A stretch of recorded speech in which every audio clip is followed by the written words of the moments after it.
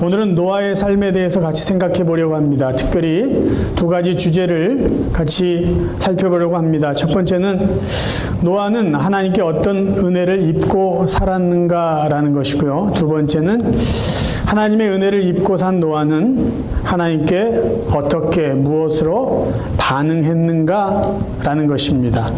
첫째, 노아가 하나님께 받은 은혜는 무엇일까요? 하나님이 그토록 창조하시고 아름답다고 하신 그 세상을 물로 다 쓸어버리려고 계획을 하십니다. 그 이유는 세상에 있는 모든 사람들이 생각하는 거나 행동하는 모든 것이 너무나 악했기 때문입니다. 여러분, 하나님의 마음을 한번 생각해 보세요. 하나님이 창조하시고 너무 좋아하셨어요. 너무 좋아한 이 아름다운 세상을 하나님이 직접 다 물로 쓸어버리신다. 그 마음이 얼마나 아팠겠습니까? 그런데 그런 아픔을 겪으면서도 이 세상을 심판할 수밖에 없을 정도로 인간들의 악이, 죄악이 너무나 심했다는 것이에요. 그런데 성경에는요, 그러나로 시작하면서 노아는 하나님께 은혜를 입었더라라고 말하고 있습니다. 세상의 모든 사람들, 생명 있는 모든 생물들 다 죽이기로 계획하셨는데, 그러나 하나님께서 노아에게 은혜를 주셨다고 합니다. 여기 입었다라는 히브리 원어는 마차라고 합니다. 마차. 근데 그 마차라는 단어의 뜻이 발견하다 또는 얻다, 획득하다라는 뜻이에요. 그래서 우리가 여기서 알 수 있는 건 뭐냐면요, 하나님의 은혜는 인간 스스로 만들어낼 수 없다라는 거죠. 하나님의 은혜는 인간이 발견하는 것이고, 하나님의 은혜는 인간이 얻어지는 것이에요. 하나님이 주셨기 때문에 얻어서 누리는 것이지, 하나님의 은혜는 인간에 의해서 만들어질 수 없다라는 것이에요. 그러니까 인간이란 존재는 하나님께서 주시는 은혜를 받고 누릴 수밖에 없는 존재라는 것입니다. 자, 그 은혜를 노아는 받았어요. 얻었어요. 그러면 구체적으로 노아가 그 시대에 하나님께 입은 은혜는 어떤 것일까요? 첫 번째 은혜는요, 하나님과 동행하는 은혜입니다. 본문 6장 9절을 읽어드립니다. 노아는 의인이요 당대의 완전한 자라. 그는 하나님과 동행하였다라고 되어 있어요. 여러분, 그 시대는요, 둘 중에 하나였어요. 어떤 거냐면 하나님과 동행하던가 아니면 악하게 살던가예요. 중간 지점이 없었어요. 그러니까 하나님과 동행하는 삶을 살든지 악인과 거하고 악인과 동행하며 살던가 그런 삶을 사는 거예요. 그런데 노아는 하나님의 은혜를 입어서 하나님과 동행하는 은혜 속에 살았다라는 것이에요. 다윗은 내가 사는 인생 가운데 두려움이 없다라고 고백하면서 그 이유를 하나님이 나와 함께 하시기 때문이라고 말했어요. 나는 두려움이 없습니다. 왜? 하나님이 나와 함께 하기 때문이에요. 세상이 악으로 가득 찼어요. 썩을 대로 썩었어요. 근데 노아는 괜찮았어요. 의인으로 살았어요. 완전하다라는 평가를 받았어요. 왜? 하나님이 그와 함께 하셨기 때문이죠. 시편 23편 4절, 우리 잘 아는 말씀 읽습니다. 내가 사망의 음침한 골짜기로 다닐지라도 해를 두려워하지 않을 것은 주께서 나와 함께 하시기 때문이에요. 세상이 우리를 위협하고 세상에서 우리가 때로는 버티기 힘들지라도 걱정하지 않을 이유가 있어요. 하나님이 나와 함께 하시기 때문입니다. 누가복음 15장의 탕자의 비유 이야기를 보면 두 명의 아들 중에 둘째 아들이 아버지의 집을 떠납니다. 근데 여기서 그 아들이 아버지 집을 떠났다는 것은요, 아버지 집에서 누릴 수 있는 모든 혜택과 은혜를 저버린다는 메시지가 담겨 있어요. 그래서 그 둘째 아들이 정말 거지가 되어서 먹을 것이 없어 굶주린 상태로 아버지 집으로 돌아왔다는 것은요, 단순히 배고픔을 채우기 위해서가 아니라 아버지와 함께 거하면서 누릴 수 있는 모든 혜택들을 다시 얻겠다라는 의미가 담겨 있어요. 그러니까 이것이 아버지와 함께 했을 때 누릴 수 있는 전적인 은혜예요. 그러니까 하나님과 함께 한다는 것은 한두 가지 어떤 은혜와 혜택을 받는다는 의미가 아니라 하나님으로부터 얻을 수 있는 모든 것들, 그것을 누리고 그것을 즐기면서 살아간다라는 말씀이에요. 노아가 입었던 하나님의 첫 번째 은혜는 하나님과 동행함으로 하나님으로부터 얻을 수 있는 모든 혜택, 축복, 은혜를 누렸다라는 것입니다.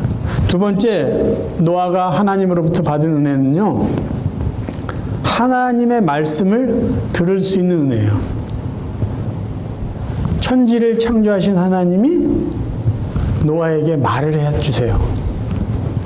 아니, 하나님이 나에게 비밀을 알려주시고 나에게 하나님의 뜻을 이야기해 주시고 나와 대화하신다는 건요, 상상할 수 없는 은혜이고 기쁨이고 축복입니다. 본문 6장 13절을 현대어 성경으로 제가 다시 읽어드리겠습니다. 그때 하나님께서 노아에게 말씀하셨다. 굉장히 중요한 포인트죠. 하나님께서 노아에게 말씀하셨다. 폭력, 고문 등 인간으로서는 도저히 할 수 없는 짓이 세상에 판치고 있으니 어찌 그냥 두고만 볼 수 있겠느냐. 그래서 나는 온 땅으로 그들을 전부 쓸어버리기로 하였다. 그러니 너는 전나무로 배를 한 척 지어라. 야, 도저히 이 세상을 놔둘 수 없어. 그 하나님의 심판과 그 놀라운 계획을 하나님이 누구에게 말씀해 주셨냐면요, 노아에게 말씀해 주셨어요. 세상 사람들은요, 하나님의 말씀을 들으려고 하지 않습니다. 여전히 하나님으로부터 떠난, 그래서 그들 멋대로 살고 있었어요. 근데 그 중에 유독 노아만은 하나님의 음성에 귀를 기울일 수 있었던 사람이에요.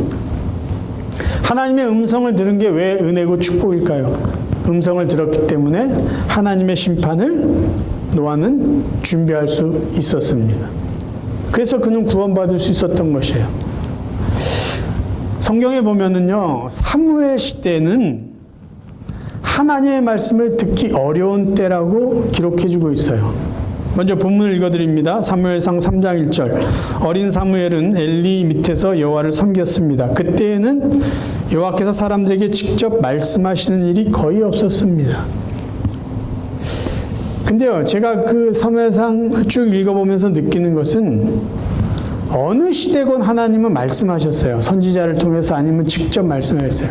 근데 왜 유독 이때 하나님께서는 직접 사람들에게 말씀하는 일이 없었을까? 제 생각에는요, 하나님이 말씀하시지 않은 게 아니고 사람들이 듣지 못한 거예요. 들으려고 하지 않았던 거예요. 그 정도로 하나님과의 관계가 멀었어요. 관심이 없었다는 것이죠. 그것을 확인할 수 있는 게 2장에 나와 있어요. 사무엘상 2장 13절 14절을 읽습니다. 그 제사장들이 백성에게 행하는 관습은 이라니, 관습이에요. 오랫동안 그렇게 해왔다는 거예요.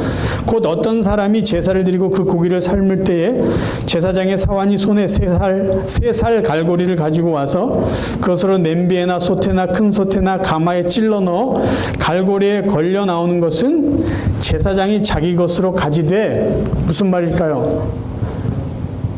사람들이 하나님 앞에 드리는 제물을 제사장들이 자기 일꾼들을 시켜서요, 먹고 싶은 거 갈고리로 찍어가지고 골라서 먹었다는 소리예요. 이건요, 하나님 앞에 드리는 제사를 멸시하는 거예요. 우습게 보는 거예요. 하나님 앞에 감히 바친 그 귀한 제물을 내가 먹고 싶어서 먹는다. 이게 말이 됩니까? 근데 이것이 제사장들 사이의 관습이었다라는 거예요. 그러니까 그 시대도 하나님은 말씀하셨어요. 하나님의 사람들에게 말씀하셨는데 그 사람들이 그 하나님의 음성을 듣지 못할 정도로 영적으로 부패했고 하나님의 말씀을 경청하고자 하는 마음의 준비조차 없었다는 것이죠. 심지어 엘리 제사장까지도.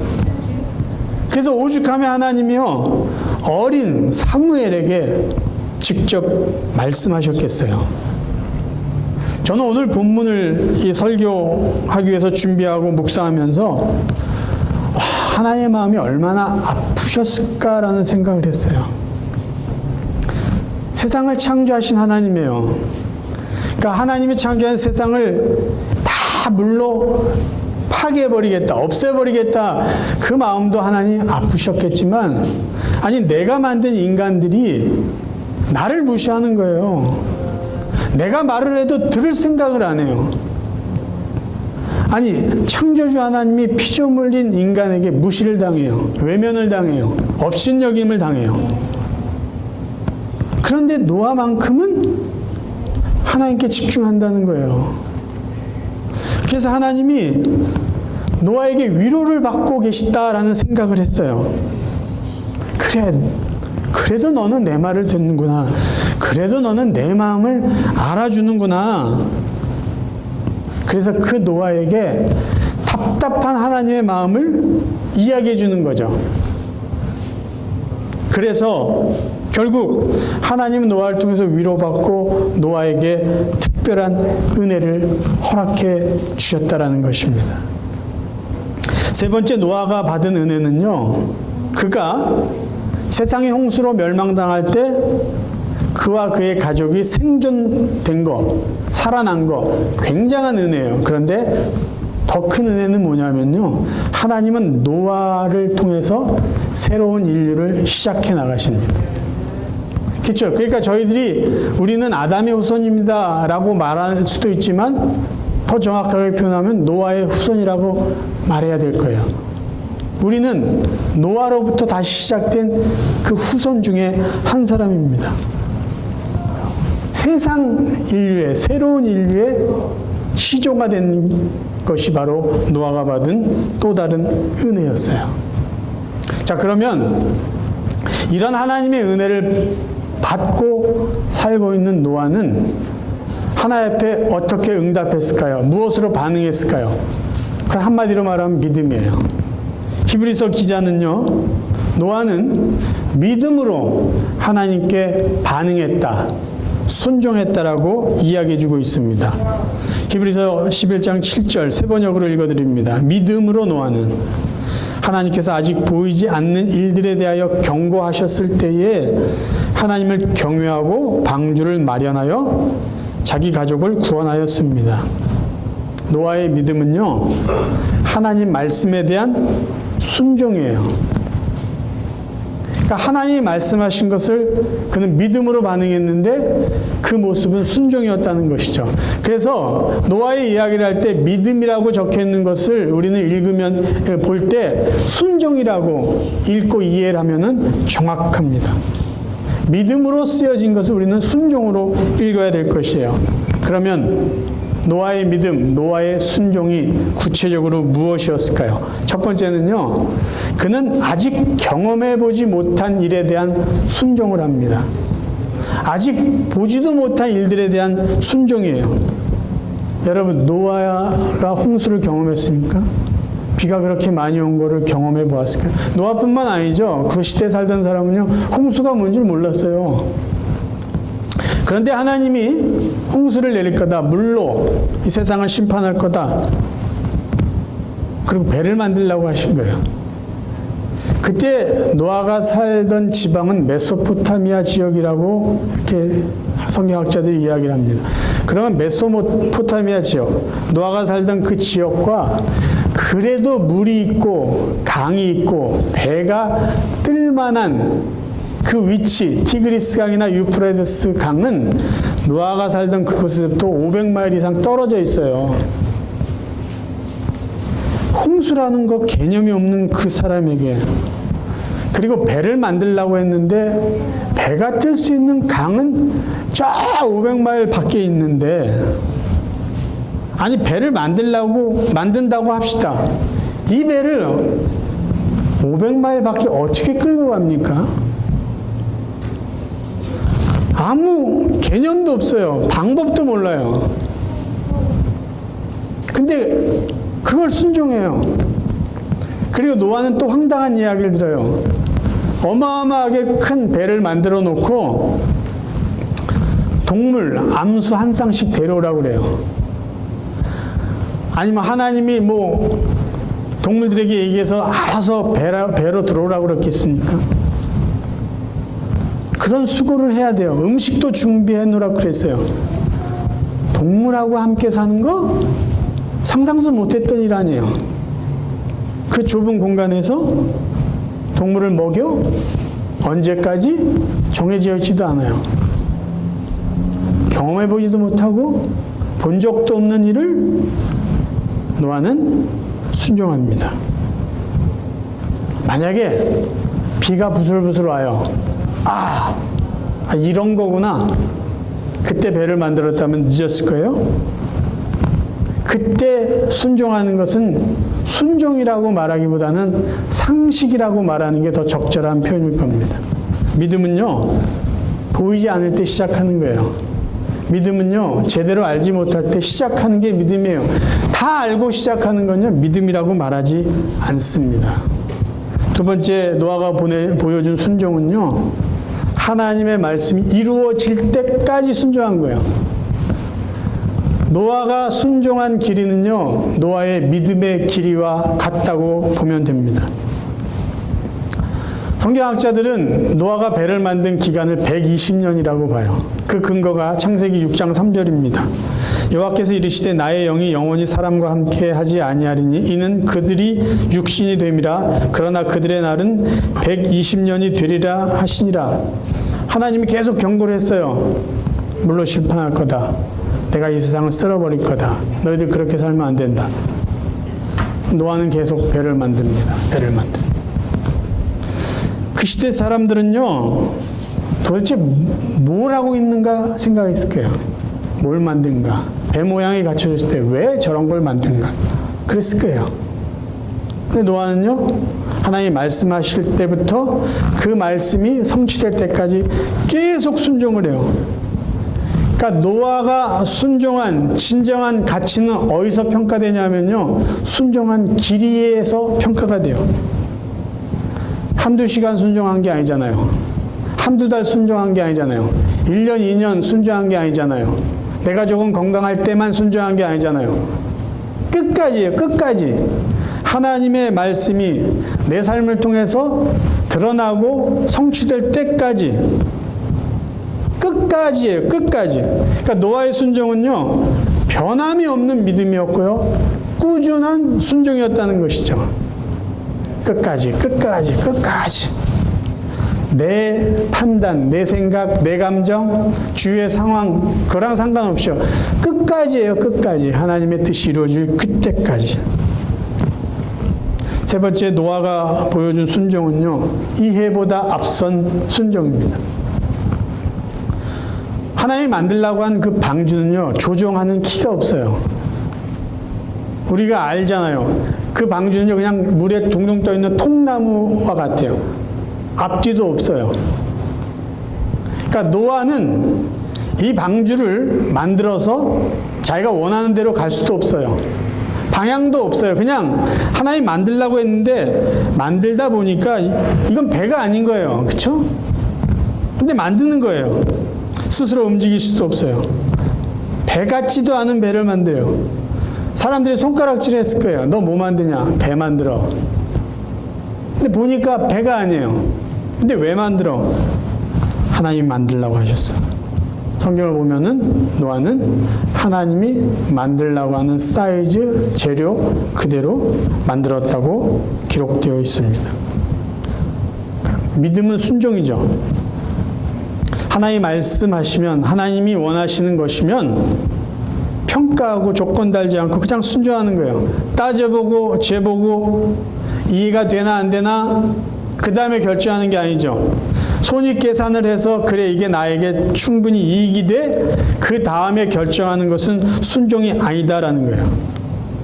믿음은요 결과를 보고 순종하는 게 아니라 먼저 순종하고 결과는 하나님께 맡기는 거죠. 왜? 그게 하나님이 원하시는 거니까 내가 하는 건 순종이고 그 순종에 대한 열매와 결과는 하나님이 해주실 것을 믿는 거예요.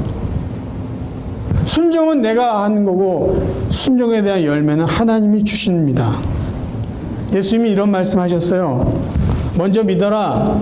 그래 하나님의 영광을 볼 것이다. 요한복음 11장 40절입니다. 예수께서 가라사대 내 말이 네가 믿으면 하나님의 영광을 보리라. 근데 우리들은 자꾸 영광을 보여주시면 제가 믿겠습니다. 뭔가를 확인시켜 주세요.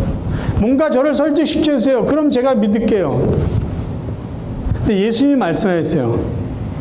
믿어. 먼저 믿어. 먼저 순종해. 결과는 내가 책임질게. 그 말씀이라는 거예요. 노아는요 하나님의 경고를 들었고 믿고 순종했어요. 결과는 어떻게 됐을까요? 세상은 하나님 뜻대로 멸망당했지만 하나님은 노아와 그의 가족을 구원해 주셨어요. 여기서 우리가 하나 또 붙잡고 넘어가야 될 것이 있어요. 노아의 순종이 주는 교훈은요. 부모의 순종, 부모의 믿음이 가족들, 자녀들의 축복이 된다는 것이에요. 그렇죠? 노아가 순종했어요. 노아가 믿음으로 하나님께 반응했는데 그 가족들이 함께 하나님의 은혜를 맛보았다라는 것이에요. 마지막으로 노아의 순종은요. 용기 있는 순종입니다. 아니 지금 다른 사람 다 죄 짓고 있어요. 그러니까 그 시대는요. 죄 짓는 게 특별한 일이 아니에요. 일상이에요. 그러니까 하나님이 보실 때 하나님을 외면하고 하나님을 무시하고 하나님 없이 사는 게 그들의 문화였어요. 전혀 이상한 일이 아니었어요. 그런데 노아는 오히려 일상생활과 다른 생활을 했어요. 그들이 봤을 땐 노아가 이상한 사람 아니에요. 그렇죠? 저 사람이 이상한 사람이에요. 오히려 노아는 그 시대 사람들에게 따돌림을 당할 수밖에 없었을 거예요. 야, 너 왜 그렇게 살아? 너 이상하다. 그렇게 이야기했을 거예요. 자, 성경 본문을 다시 볼게요. 6장 11절. 그때 온 땅이 하나님 앞에 부패하여 포악함이 땅에 가득한지라. 하나님이 보신즉 땅이 부패하였으니 이는 땅에서 모든 혈육 있는 자의 행위가 부패함이었더라. 땅에 있는 모든 생명들이 하는 짓들이 다 썩었다는 거예요. 그 시대의 문화, 유행, 분위기, 하나님 보실 때 죄악이었어요. 근데 노아는요, 용기 있게 그 문화 속에 휩쓸리지 않고 혼자 당당하게 살았다는 거예요. 아유, 하나님, 저도 그냥 정말 하나님과 동행하며 살고 싶은데, 이게 안 되네요. 이제 친구들도 그렇고, 이 분위기도 그렇고, 그렇게 하지 않았다니까요. 용기 있는 자만이 할 수 있는 행동이에요. 노아는 어두운 세상에서요, 의롭게 살기 위해서 외로움을 감당했어요. 의롭게 살기 위해서 외로움을 감당할 수 있는 용기가 노아의 믿음이었습니다. 성경은 노아의 용기 있는 믿음을 이렇게 이야기해 주고 있어요. 베드로후서 2장 5절입니다. 쉬운 성경이에요. 또한 오래전 하나님을 거역하고 악한 행실을 하던 사람들을 홍수로 쓸어버리셨습니다. 하지만 하나님께서는 하나님의 의로우심을 외치던 노아와 7 식구의 생명을 보호하셨습니다. 노아가 얼마나 용기 있는 사람이었냐면요. 남들 다 그렇게 사는데 혼자 조용히 산 그 정도가 아니고 죄악된 그들을 향해서요, 하나님의 공의를 큰 소리로 외쳤던 사람이에요. 은혜로 산다, 믿음으로 산다, 그거는요, 이게 얌전하게, 나약하게 사는 게 아니라요, 이 죄악된 세상에서 당당하고 담대하게 사는 것이에요. 그게 노아가 보여준 믿음이고, 노아가 보여준 순종입니다. 말씀을 정리하겠습니다. 노아는요, 하나님의 말씀을 듣고 믿고 순종합니다. 굉장히 중요한 신앙의 원리가 있어요. 말씀을 듣고 믿었고 순종했어요. 자, 노아의 순종은 어디서부터 출발했을까요? 순종을 그에게 순종할 수 있도록 불러일으킨 것은요, 당연히 하나님의 은혜예요. 그러니까 노아는 이게 하나님의 은혜라는 것을 분명히 알았어요. 그래서 그는 믿음으로 반응을 한 거죠. 그 모습이 순종으로 드러난 거예요. 그러면 노아가 하나님의 말씀대로 순종할 수 있었던 것은요, 하나님의 말씀이 무엇인지 귀담아 들었기 때문이에요. 들었어요. 들어야지 알 거 아니에요. 들어야지 믿을 거 아니에요. 그래야지 순종할 거 아닙니까? 종종 어떤 사람은 저는 하나님의 뜻대로 살려고 합니다. 뜻대로 살려고 합니다. 거기까지는 좋은데 하나님의 말씀을 제대로 경청하고 배우려고 하지 않아요. 아니, 하나님이 원하시는 하나님의 뜻을 제대로 알지 못하면서 어떻게 하나님의 뜻대로 살 수 있습니까? 노아가 하나님의 뜻대로 순종할 수 있었던 것은 하나님의 뜻이 무엇인지 정확히 알았기 때문이에요. 저와 여러분이 하나님의 은혜를 은혜로 안다면 믿음으로 반응해야 될 것이에요. 그래요. 저도 하나님을 믿음으로 섬기고 하나님 뜻대로 살겠습니다. 좋은 결단이에요. 그런데 그렇게 살기 원한다면요, 우리에게 반드시 필요한 것은 하나님의 말씀을 경청해야 된다는 거예요. 내가 믿는 내용이 뭔지, 하나님이 나를 위해서 베푸신 은혜가 무엇인지 정확하게 알수록 우리는 믿음으로 정확하게 반응하고 정확하게 순종할 수 있게 된다라는 말씀이에요. 저는 저 자신이나 여러분이 앞으로 이런 삶을 살기 원합니다. 우리의 믿음이 순종으로 이어지기를 원해요. 그러기 위해서는요, 우리는 하나님의 말씀을 이전보다 더 경청해야 됩니다. 하나님 무엇을 원하시는지, 무엇을 원하지 않으시는지를 우리가 알아야지만이 우리의 믿음이 바른 순종으로 이어질 수 있다는 것이에요. 사랑하는 성도 여러분, 우리는 하나님의 은혜를 은혜로 알아야 됩니다. 그래야 우리의 삶에는 감사가 있을 것이에요.